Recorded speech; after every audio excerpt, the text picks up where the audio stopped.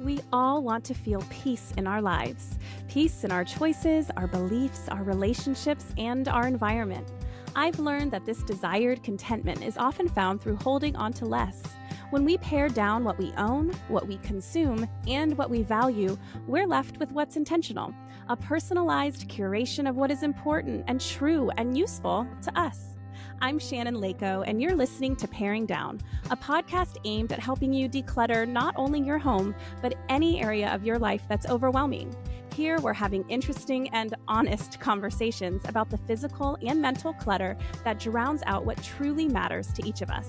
And together, we'll learn how to pare it all down, not for the sake of perfection or becoming rigid, rather so we can move through life with less overwhelm and more joy, wisdom, and peace. Hi, everyone. We are bringing on a guest today, and boy, is it a special one. So most of you know that the reason I started this podcast, I've shared this before, is that I was listening to different podcasts about decluttering and living with less and slowing down in life and really enjoying those as I was decluttering my home.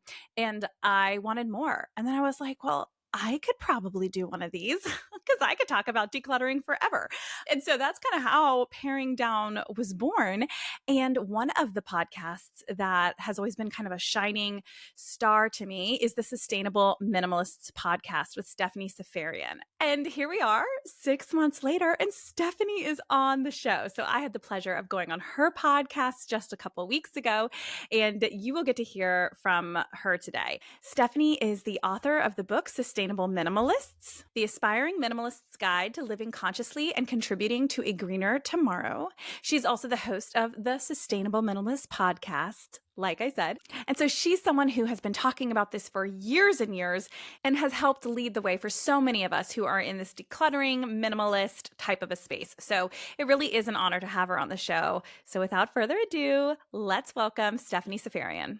Hi, everyone. Okay, so I just gave you an overview of the fact that Stephanie Seferian is on the show, and I'm fangirling a little bit here with Stephanie in front of me. This is so exciting. Stephanie, thank you so much for coming on. I'm thrilled to be here. Thanks for having me. So what I haven't shared yet in your intro is that your podcast, Sustainable Minimalists, is at over 500 episodes. Is that right? Yes. It's technically at 460, but I do an extra little bonus episode on Fridays that I don't really count. But yeah, I've been around for a while. I've been around the block. I count it. If you put your mouth in front of a microphone and then you published what that is, that counts. Yeah. So that's incredible. Congratulations on that. But for those who have not yet discovered your podcast, which I highly recommend anybody go and look that up, can you tell everyone who you are and kind of what you're all about? Yeah, so my name is Stephanie. I am the host of the Sustainable Minimalist podcast. I also have a book by the same name, Sustainable Minimalism. And my minimalism journey is, yes, about paring down stuff. Yes, about creating a home that, you want to be in, that's functional, that's beautiful. But I would say that my platform goes a bit deeper than that. It's less about decluttering just to have a nice house, and it's more about decluttering as a means to really identify your relationship with stuff in a consumerist society. So decluttering for me is not the end goal. Having a pretty home is not the end goal. The goal is to really get down and dirty about why we keep buying stuff that we don't need, why we keep wasting our money on stuff we don't need, and how moving forward we can be a little bit more intentional when we decide to bring new items into our home. Because ultimately, our purchasing behavior, yes, it affects our well-being, and yes, it affects our wallets, but it also affects the planet that my children and hopefully grandchildren and your grandchildren may even live on. Because when we buy stuff that we don't need, we're essentially, and this is hyperbolic, but it's true, we're stealing from the earth. These items need and require non-renewable resources to create. And for anybody who's been paying attention to the news in the last 10 years knows that the planet's health is not so great right now. So buying less and buying better is a very simple, powerful way to help ensure, do our part, that we have a planet to live on and our children have a planet to live on. I just love your take on things because it goes so much deeper. That's how I feel too, is like, this isn't about an aesthetic, right? And of course, like the lack of visual clutter will be a byproduct of living with less, right? And of consuming less. But that's not the end goal. The end goal is the way that it changes our lives and can change the world around us. And so it's so meaningful to me that you really take that deep approach. And I think that's what I've always loved about you. So, one of the things that you've said before is that when you became a mom, you thought like being busy meant that you were doing it right. Like you thought that adulthood was just kind of supposed to be this way, which I know all of us fall into. And even with me, as I try and live intentionally, and my kids are getting older, they're 3, 4, and 6 now, and it's getting busier and it's harder to step back and make those intentional decisions. Like, does my kid need to be in ballet, soccer, and swim, or like all of the things, right? So can you tell me a little bit about that process for you when you started to realize you wanted to slow down and how that then bled into becoming passionate about the environment? Yeah, so I guess I would say, nobody knows how to adult. Nobody knows how to parent. You just kind of get thrown into it. And we tend to model what we see other people doing, right? And so if we're seeing other people running around here, there, everywhere, if when we ask the people in our lives, how are you doing? And they say, oh my gosh, I'm so busy. We assume that's the way it's supposed to be, right? And I fell into that trap as a mother. I wanted my first daughter, especially, to do all the things, have all the opportunities, because I assumed that doing all the things and having all the opportunities meant that I was being the best mom. But I realized pretty quickly, and my minimalism journey was the start of this. My minimalism journey, like analyzing the stuff in my house and why I had all this stuff and whether I was just a cog on the consumerist wheel, like those big questions set the stage for me to ask, well, am I doing life the way that's aligned with me internally? Am I living the life I want to live? Or am I just living the life that I see everybody else living, and I'm living this way, living this busy life, living this stressed out, overwhelmed life because I see everybody else doing it. And I assume that's the way adulthood and parenthood is supposed to look. And for me, I learned pretty quickly when I just, started to observe myself, my feelings, the routines and rhythms of my household, that when we were super busy, I was not the best mom. I was not my best self. I was a haggard and half there version of myself. And so I think I answered your question, but if I didn't, ask me again. No, you nailed it. Okay. Yeah. I just feel like stepping back, it was, for me, was step one. Step one was stepping back and observing. Like, is this how I want to live? Am I my best self? Right. And that also speaks to what we kind of mentioned too, is that this bleeds into so many things. Once you start getting intentional about your home and about your schedule, kind of decluttering all of that, then suddenly you're living with so much intentionality that it really reveals more and more about your life, that you're like, am I just following suit, right? So how did you become then passionate about the environment once you were passionate about your home and schedule? Well, I would say, I often talk on my show about the big 5. Like if we want to get serious about tackling our own carbon footprints, our own impact on the planet, like I won't go into the big 5 because that's a whole nother topic, but one of the things we really need to focus on, it's not like bringing your cup to Starbucks. It's not bringing your reusable bags to your grocery store. That's not it. That's not going to make any big dent. But one big thing that we can all do is to stay home more. That means not drive our SUVs all around town, here, there, everywhere, for no good reason. I mean, certainly go out if you have to go out, but go out with intention. And so slowing down for me means, yes, staying home more. Yes, finding joy in the home more, because it makes me internally feel better. It makes my children be their best selves. I see it. I mean, I see it after a long day as the week goes on. Today Thursday? Yeah, today's Thursday. My kids are going to come home tired. So I plan the extracurriculars on Mondays and Tuesdays so that on Thursdays, we can come home and we can just chill. I see them like take a full body sigh of relief when they have some breathing room in their schedule. And then for me personally, I care about environmental issues, but those are secondary. So driving less, producing less carbon emissions, like that's like an ancillary benefit. The primary benefits are visible and tangible and palpable within my own home, within my own family, if that makes sense. Oh, it makes perfect sense. Something that I was really convicted by. Gosh, this probably happened a year or so ago, maybe even longer. But my oldest son, so he was 4 or 5 at the time, we were getting in the car, getting ready to go who knows where. And he goes, "Hurry, mommy, get my seatbelt on." And I was like, "Why?" And he's like, "Well, aren't we in a hurry? Like, we got to go." And I was like, "Oh no." He's going through life stressed out because he's so used to me being like, "We got to go, guys. Come on, let's get in the car, get those shoes on," right? And all the things that we do as parents. And I immediately in that moment was like, I don't want that for him.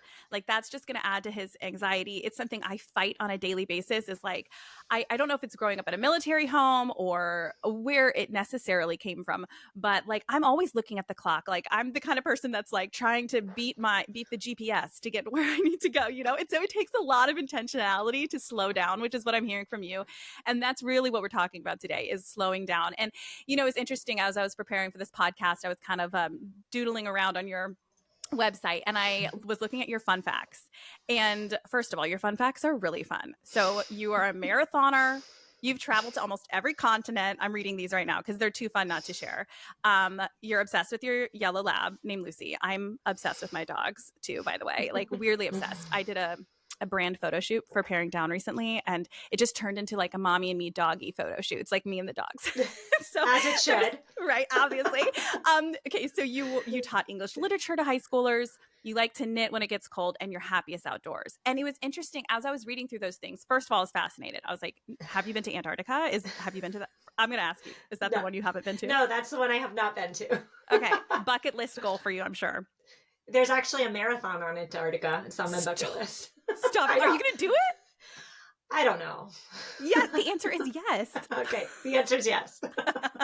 My parents actually went to Antarctica this year, which was really cool to watch. I was like, all right, you're living your best retired life. Anywho, but as I was reading through these things, not only was I just in awe of you, but I was like, wow, okay, this all makes sense because they all speak to slowing down. When you're running, you are present and you are slow. My mom was a runner. She passed away when I was 24, but she would run 7 miles every morning. And that was her happy place. And she didn't even listen to music. I mean, she would just get out there and she'd pray and she would just be present. It's just a slow way of moving your body. It's, even though it's fast, but you know what I mean by slow, like mentally it gets you in the zone. And even being present with our dogs, I feel like that's a part of being present. English literature, that involves reading and sitting down and being still, knitting, getting outside. I was like, okay, well, this makes sense because everything that she loves to do speaks to kind of this slower, mindful, present life. Do you feel like one of the big constraints holding people back is that they just don't have enough time, or they say they don't have enough time? Is that something you hear a lot? And if that is, what do you say to someone who says, I just don't have the time? So yes, I hear often, I'm so busy. I don't have the time to fit everything in. All of the amalgamations of that statement. However, I think busyness is not so much the problem as it is we're wasting our time on the wrong things. So the big one, of course, is the cell phone. And I'm guilty of this. I've been working on my cell phone addiction for years. I don't know if I'm making any progress or not, but there's so many distractions in modern life. The big one is the one that's in our pockets. we can just waste 20 minutes just scrolling, chasing the likes, chasing the next quick, dopamine hit that we can get on our cell phones. Then, there's the sales that come into our email boxes. Technology has just created so many sources of distractions for us. In addition to the distractions of just being alive, like a toddler provides plenty of distractions as well. And so when it comes to being busy, I guess I would say, we all have the same amount of hours in the day. And step one would be to really step back and observe, like, how are you using your hours in your day? Like, are you using an awful lot of minutes, which add up to an awful lot of hours on the cell phone? And I say that because when I stepped back and observed, I noticed that a lot of times, like, I pick up my cell phone to, check the weather. 20 minutes go by because I'm on Instagram, just scrolling through the noise.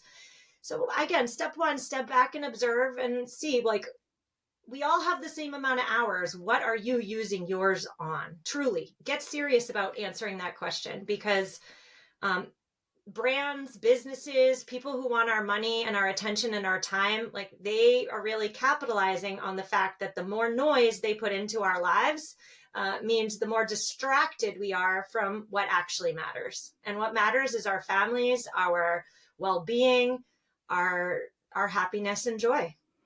Yeah. And one of the things I know you've shared before is that if you're feeling overwhelmed, like, I just don't have time, whether it's to declutter or to do anything, to slow down, to do what you actually want to do in life, and you're like, I just don't have time.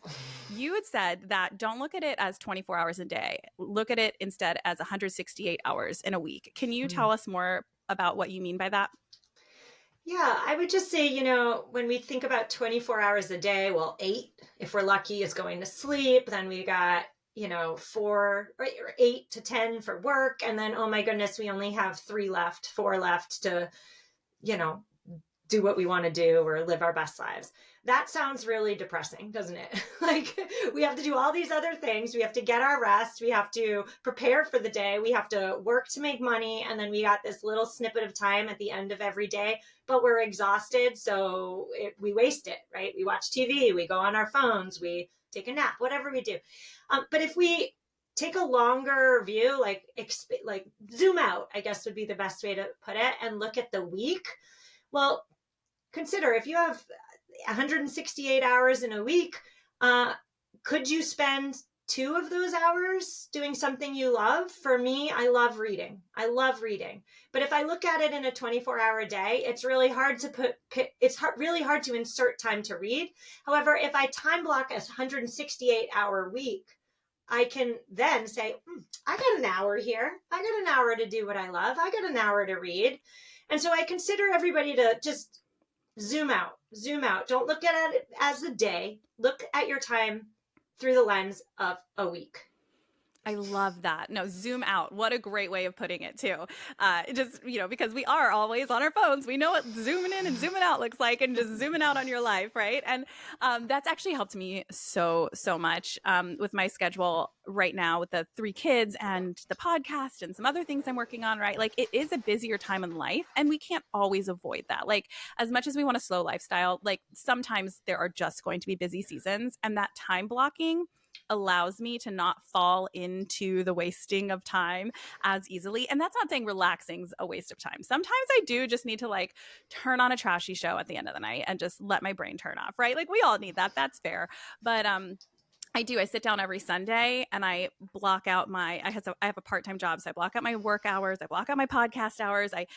I'll even block out, like, I want to take a bath at this time, and I know my husband's home with the kids, and that's what I'm going to do. And I block out reading. I'm going to read for 30 minutes here. And so instead of looking at my phone, I'm like, I look at my planner and I say, okay, this is what I'm doing right now. And I don't get as tempted to just scroll to fill the time. So I really do love that piece of advice here. We talked a little bit about the effects of slowing down on our families and our kids and not rushing from one extracurricular to another and all of that. And, childhood is not a time for resume building is another big thing that I know that you feel strongly about. So personally, what is your favorite byproduct of slowing down as a family? Maybe your favorite activity you do together, or just some benefits that you've seen in you and your kids? Well, I have a lot.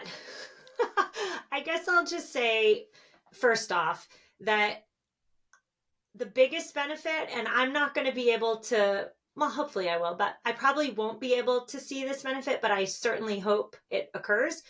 I want to model for my children what good living looks like. And for me personally, in terms of my values and how I choose to live my life, living great means I have time at 4 p.m. to sit on the couch and read with my kids. Living great means I have time to go through my child's schoolwork with her. She loves to like play teacher and show me her work. She's so proud of it. She holds it up like this. And so like that's like good living for me, because I think, you know, when I'm, gosh, if I make it to 80, that would be lovely. When I'm 80 and I look back on my life, I'm not going to be thinking about the handbag I bought or the brand of car I drove. I'm not going to be thinking about how great I was at driving the brand car to all the activities. I'm going to be thinking about how many moments of pure presence I had with those I love. And so I want to show my children then, through modeling, that, oh, look, mommy does have time to sit with you and be fully present without the phone, without, you know, what is it called? Fibbing? When you're looking at your phone but trying to talk to your child, I don't know, phubbing, P-H-U-B-B. I haven't heard that one yet. So I try to be fully present with them because I want them to be fully present with the people in their lives. And also in terms of benefits that I see, my children, and this has been a process, it has not always been this way, and they are hardly perfect children by any means. I don't mean to make that statement at all. But by having downtime in the home, my children have learned to be a little bored. They have learned to be able to entertain themselves. And that translates into real world benefits. Like if we go out to dinner, they can sit there and be quiet and like participate in the conversation without the need of a screen. They can go on a car trip and use a book as entertainment as opposed to, again, a tablet.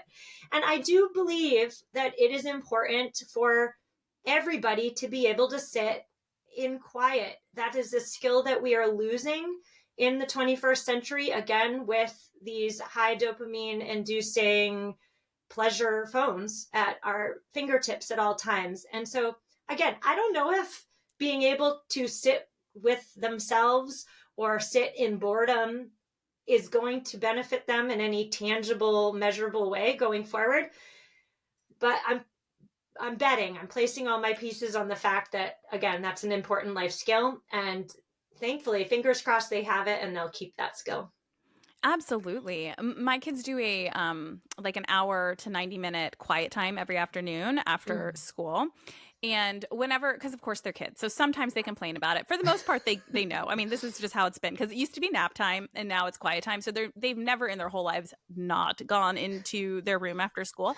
But whenever, especially my 6-year-old at this point, like will sometimes complain, I always remind him, I'm like, are you being punished right now? No, right? Like, this is not a punishment, buddy. This is important for our bodies to sit still and you figure out what you need to do. Do you want to sit and do an art project? Do you want to read a book? Do you want to take a nap? Maybe you're tired after school today, right?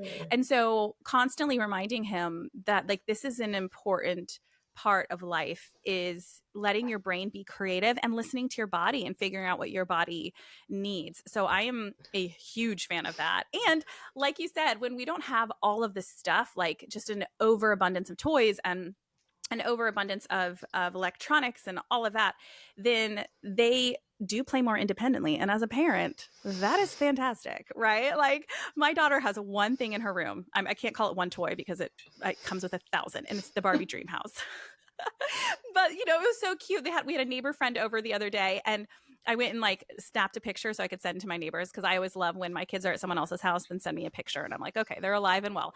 And the three of them, the neighbor and my 4 and 6-year-old, were all playing make-believe with the Barbies and doing the whole thing. And I thought to myself, if this room was filled with toys, filled with them, A, I don't think they would know what to play with, and they wouldn't have the space that they're making all these cool scenes. And B, I don't think they'd be playing together. They would probably maybe pick up different toys or this or that, but it was a very kind of condensed communal playtime. And it just spoke to why I was so glad that I've decluttered. So benefiting the kids, benefiting us as moms, we're better moms, all of that. Let's move toward the environment, because this is where I feel like you have such unique wisdom, because you've really taken the time to learn about this and you share about this so beautifully.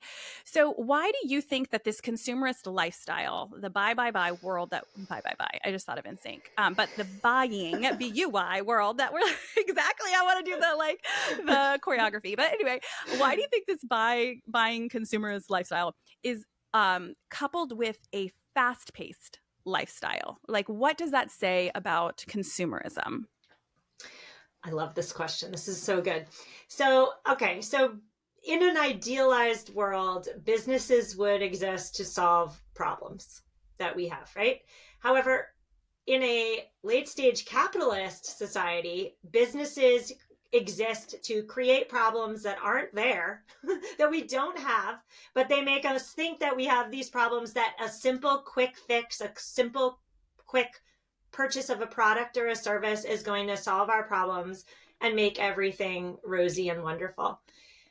However, and unfortunately, that's not the case. Life and living is hard, as I'm sure everybody listening knows. There's no magic pill. There just isn't. There's no magic project. There's no magic product. There isn't. No matter what the marketing says, no matter what the influencers say, there just is not. Living is hard, and it's hard for all of us. So the fast-paced portion comes in with the fact that when we're all running on our respective hamster wheels, when we're all so busy doing all the things that we think we're supposed to be doing, we don't stop and we don't say, wait a minute, is this all working for me? Am I, again, a cog in the consumerist wheel that's helping to pad the pockets of the CEOs by buying all the stuff? Or is this not working for me? Am I wasting my money, let me say that again. Am I wasting my money buying this stuff? Am I cluttering my home with stuff that I think is going to solve all my problems, but it doesn't? Am I then having to spend more time decluttering the stuff, finding homes for the stuff so that I can just fill it back up again with new stuff? Like, is this cycle working for me? And I feel like when we stop and when we, again, have that white space, that time to be fully present, at least for me, I realized quite quickly that no, none of that, none of the overconsumption hamster wheel baloney is working for me. So I can go all day with this one. No, I love it. Made me think too of a funny example in my own life recently is that all my kids are in soccer right now because they're all on Saturdays. I'm like, we're going to be at the soccer field anyway, so all three of you guys can play. And my 3 and 4-year-old are on the same team. And it's a 6-week Saturday program. And soccer cleats, they cost even the cheap ones, they cost $30. And I was like, I'm not buying my 3-year-old soccer cleats. He's not running fast enough that he needs cleats to keep him from falling over. He'll be fine in his tennis shoes, And so I made this conscious decision not to buy the cleats. And it does remind me that with the stuff that we're buying, a lot of times it feeds into this faster paced lifestyle. Like, oh, I got to get those cleats by Saturday. And because we have soccer starting and I got to make sure I got this for them and this for that. And it all bleeds together because everything in our schedule usually requires some sort of consumption and we're always running behind. And so we're going to consume really quickly. And then we're certainly not making an ethical and sustainable choice if we're moving quickly. Right. Yeah. And so it really does. It's like this snowball effect of our schedules and what we're buying. And then it just starts rolling and rolling and rolling. And the next thing we know, we have cleats for 3-year-olds. Why? That makes no sense. And I'm like, Aaron's like, well, all the other kids on the team, my husband, all the other kids on the team have cleats. And I was like, do you think they're going to kick him out of whatever Pee-wee soccer because he doesn't have cleats? He'll be fine. He doesn't even go on. He just wants to sit in our lap and eat snacks. He's not on the field half the time anyway. Anyways, that's my rant. Can I just add to that? I just want to say that's so 100% accurate. And also the fact that we're over busy doing all the other things means that come Thursday, we're like, oh shoot, soccer's on Saturday, we need cleats. So that just perpetuates the Amazon 2-day, it's not even 2-day anymore, it's like 1 day, next day shipping phenomenon that is so environmentally detrimental. It's also bad for us too. It's bad for our wallets because guess what? If we had slowed down, then we could have thought about soccer a week ago. Then we could have asked our neighbor if they had a pair of cleats that they could have borrowed. We could have reached out to our local Buy Nothing group. We could have asked our, cousin if they have a pair we could borrow. So I guess I would just say the busyness is intricately associated with overconsumption. And I really think we're hitting that today. And I love this conversation. I want to talk to you all day long. I do too. I'm seriously loving this. I love that you said that too, because about stepping back and saying, where can I get this sustainably does require a little bit of forethought. And even if it's not forethought, a little bit of trust and faith that things can come together. I remember, so we live in Florida. We don't really need jackets. And so last year, all of a sudden, it was like December and it was really cold outside. And my daughter didn't have a jacket. And I was like, well, wear these 2 sweatshirts. You'll be fine. I'm like, I will start thinking about getting you a jacket. And we go to our friend's house in those sweatshirts that day. And she was like, oh, do you guys want this jacket? My daughter outgrew it because she bought a jacket for her daughter and didn't need the one from last year and gave it to us and it fit my daughter. And I was like, well, I'm certainly glad I didn't buy a jacket. Or the 4-year-old cleats. So we've gone over the fact my 3-year-old didn't get cleats, but we showed up to the first Saturday. She didn't have cleats either. And I was like more open to getting her cleats. And they didn't tell us ahead of time, but there's a whole table of take whatever cleats fit of parents that give their cleats. And so we got her free, like, pink Adidas cute cleats that fit her perfectly for free. And I thought, I'm so glad I slowed down. I'm so glad I didn't freak out and run to Walmart on the way here to get her cleats for the day, right? Because it just adds to, we don't need it. And we usually will find it. It will find us if we take a second and take a breath. Last question on this kind of speed life is, what would you advise parents who need to get over the hump of I need this product right now, besides like planning ahead? How do they even find sustainably sourced stuff? How do they make a better decision about what they're buying from an environmental standpoint? Like, where can they even start doing that? So this is a whole rabbit hole, Shannon, and we could go down it, but I'll just say, like, I'll skim the surface and I'll just say that buying a new item should be the last resort. It should be last. Like, you should have, in a perfect world, you should have exhausted all the other options first. Repurposing something you already have, like with the cleats example, you decided that for 3-year-old soccer, sneakers are fine. They're not David Beckham. They're not Ronaldo. Like, they can play in sneakers. Let's be real. So you repurpose something you already have, or you borrowed, or you went to your local buy nothing group and got the item for free from somebody who's decluttering it, right? Like, isn't that perfect? That's communal care personified. Somebody has something that they need to get rid of. You need it. Swap. It's anti-capitalist. There's no money exchanged.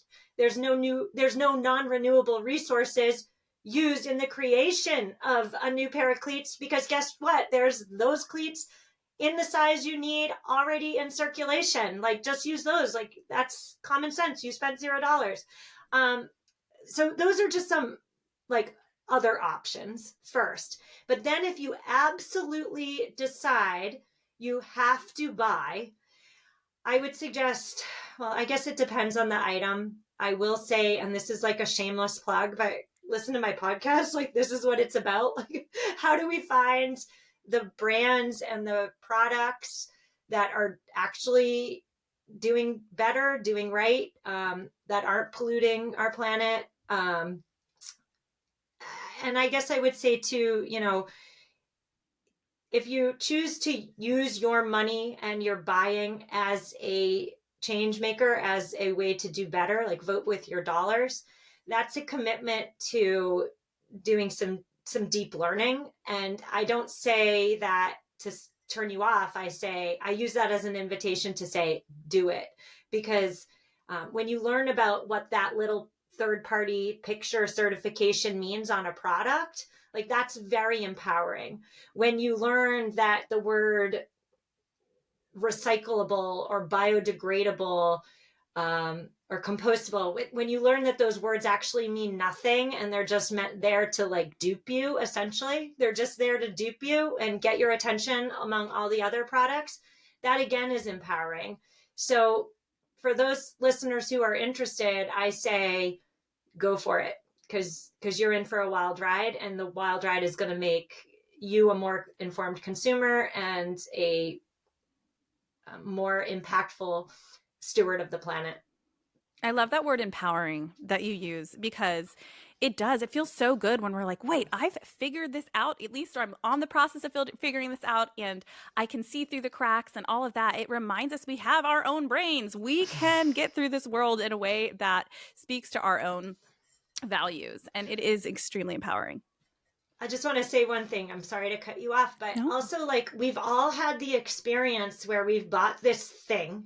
Maybe it came up to us on our social media feed, and or we bought it on Amazon, and it did not live up to our expectations. It broke in a day, or in the case of shoes, the sole fell off in a couple of uses. Like, that happens all the time. And if that infuriates you because you wasted your money on this thing, there's no warranty, there's no customer service, you can't get a hold of anybody, the brand only cares about getting your money and then they disappear. Like, if that infuriates you, I think then your next step on your journey, on your life, is to work on becoming a more conscious consumer. And that's, again, an empowering place to be when you're a conscious and informed consumer.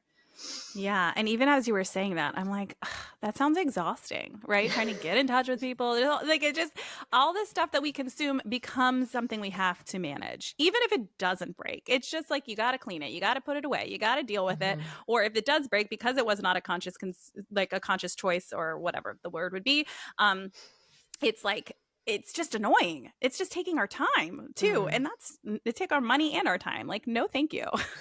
And on that note, what are some sustainable qualities we can look for in everyday items? Like maybe materials we should lean towards, or these like fixability elements that you've mentioned. What can we kind of have an eye out for? Yeah. So it varies based on the product, but in general, I guess I would say, look for products with really great warranties. So not a 6-month limited. No. I mean, if you're going to buy a set of pots and pans, let's say, go for a lifetime warranty. They exist. That means that if this item breaks in your lifetime, you get a replacement. Like, lifetime warranties are rare, but they still exist. That's number one. Look at the warranty. Then in terms of also let me back up and just say, in terms of all products, look for those third-party certifications. So it's usually like a little picture somewhere on it. There are dozens of them. Certified B, GOTS, that's for textiles. Made Safe, that's for personal beauty products. I mean, I could go on and on. We'll just table it. But just those third-party certifications mean something. They mean that the brand is paying extra money and jumping through extra hoops to be certified. So it means something. Even if you don't know what it means, if you're like a complete newbie to conscious consumption, if it has a third-party certification, that means something good. And then in terms of like specific products, like if we're talking about clothing, natural fibers are always better than synthetics. Synthetic fibers, polyester, nylon, that's plastic. It's plastic extended into long, thin strands and then roped together. Like your synthetic yoga pants, which I'm currently wearing, like, it's plastic. We're wearing plastic. We're a plastic nation. So if you can, whenever possible, look for the natural fibers, the cotton, the linen, the hemp. I personally, the wool. I mean, I live in New England, so I need a lot of high quality natural I'll be in the fibers. Linen in Florida. Yeah. You'll be in the wool. Okay, perfect. I could keep going. Just direct me. Listen, all of that was actually really helpful, because as much as I care a lot. I feel like I started caring even more about the environment from a place of motherhood. I think about my kids and I think about their futures, and I'm like, wait a minute. I'm not just worried about if this planet is going to work well for human life until I die. What, I'm going to leave my kids out dry? Like, that sounds terrible. I love them more than I love myself. And then I think about their kids and I'm like, do I not care about my grandkids and what they're going to go through? And because the world's going to look way different for them, right? We're looking 50 years from now, and then their kids. And I'm like, wait, I actually genuinely care about these people I will have never met, because my children and their children will love them so deeply. And I can only imagine how I just don't want to add to what the difficulties they might face in their life down the road if they don't live on a sustainable, healthy planet, right? And so that's kind of where I started my journey. And everything you shared is helpful because I am not that far on my journey, right? So I loved everything you shared. And on that note, I think you had mentioned too that motherhood drove you to feel more passionate about the environment. But something else that's really helpful is getting outside, which is something I know you love to do, whether it's running or just getting outside in general as a value in your life. So how does going out in nature affect your willingness to be more sustainable? Yeah. So I guess I'll just say I was not always like this. I didn't grow up in like an outdoorsy household. We didn't hike. We didn't do any of that. But just, going through life, I learned that and again, stopping and observing. I feel better when I'm outside. There's just something about nature that for me, I feel better. And I know I'm not the only one. Like for the beach lovers, you feel better when you're at the beach. For the hikers, you feel better when you're in the woods and the mountains, right? There's something restorative and it's not even restorative. It's like coming back home. It's a feeling of coming back home when we're outside. We are human beings, yes, but we're Homo sapiens who have evolved from a life of outdoors. There's an evolutionary component there, and research supports that we have been designed to live outdoors. And so I don't say like live outdoors, I just say get outside more. And from an environmental standpoint, like being a steward of the planet, when you find that connection with the planet, when you provide opportunities for your children perhaps to connect with the natural world in different ways, whether that be through going to the beach, whether it be through hiking, whether it be through planting a seed, just getting outside more, it makes your desire to do better and care for the planet like much more personal. Like you just mentioned, you care about the grandkids that you've never met, right? But that's because it's personal to you, because you're thinking about your children first. And so when you care about the planet, the hard, and I don't even say hard because it's really not that hard, but the care piece like is second nature. You care because you love it. You care because you love it. And so for anybody listening who says, "Yeah, I don't," do you love fishing? Like, do you love fishing? If you love fishing, then you should think about the health of the fish that you're catching and then eating, because that directly translates to you and your family, whoever's eating the fish. Like, do you love skiing?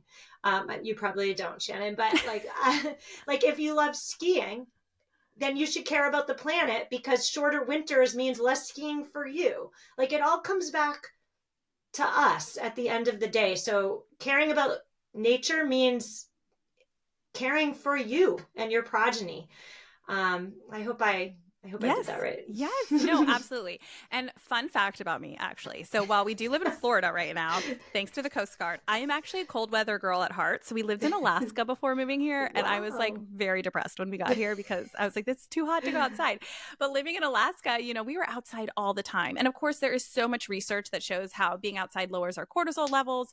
I read a book last year called The Comfort Crisis by Michael Easter. And it was fascinating, all of the research in there about even just getting outside and seeing something green, whether it's the trees in your neighborhood on a 10-minute walk in the morning, but 10 minutes of being outside, how that affects your mental health and well-being. I mean, that was my favorite part about the book, was just learning how much we were meant and created to be outside.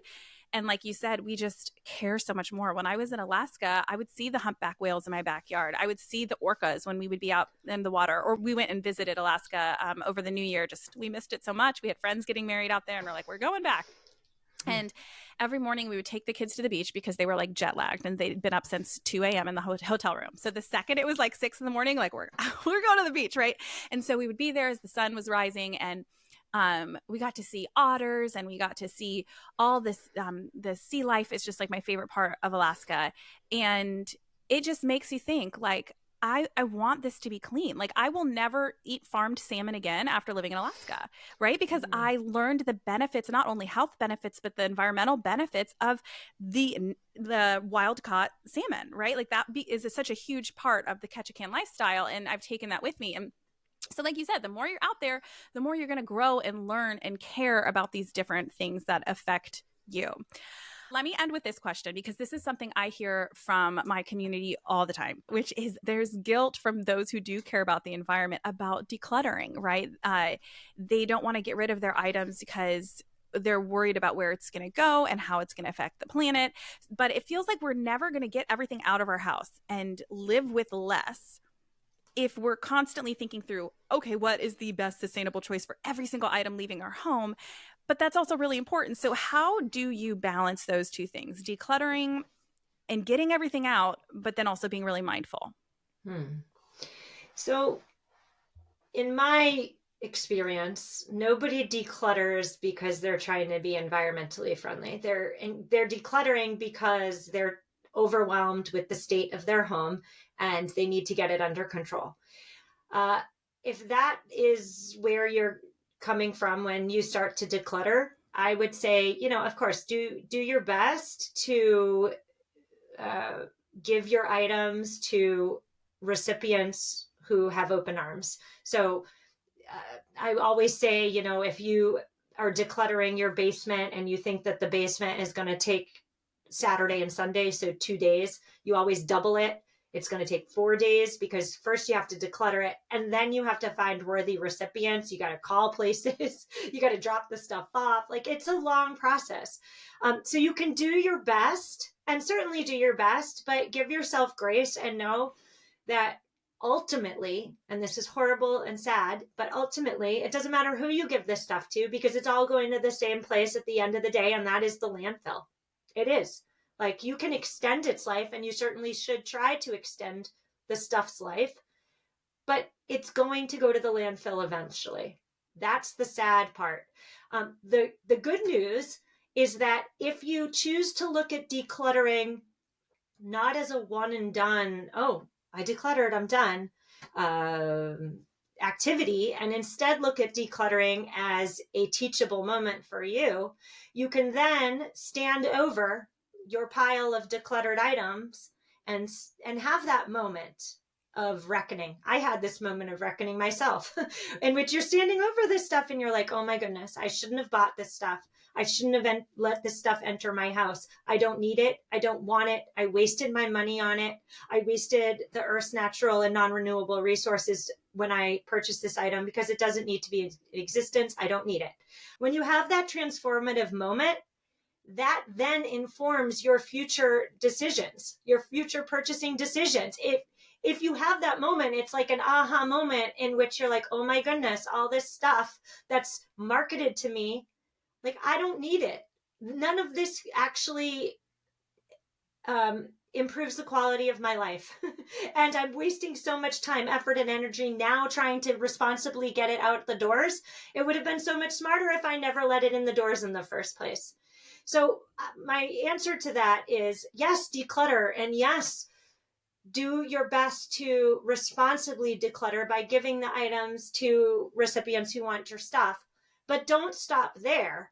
Continue on moving forward, doing better by making buying your last resort so that you don't have to declutter again down the line. Exactly. So it's, yes, letting that guilt serve as a motivation for changing how you move through the world in the future. That's something that I appreciated in Brene Brown's book, Atlas of the Heart, where she talks about these different emotions and things in life. The difference between shame and guilt. Shame is a very paralyzing emotion. It's non-productive. I am bad because I made these bad choices with my money and for the environment in the past, right? That's unproductive. Guilt is saying, oh, I don't feel good about the fact that I made that choice because it doesn't align with my values and what I care about.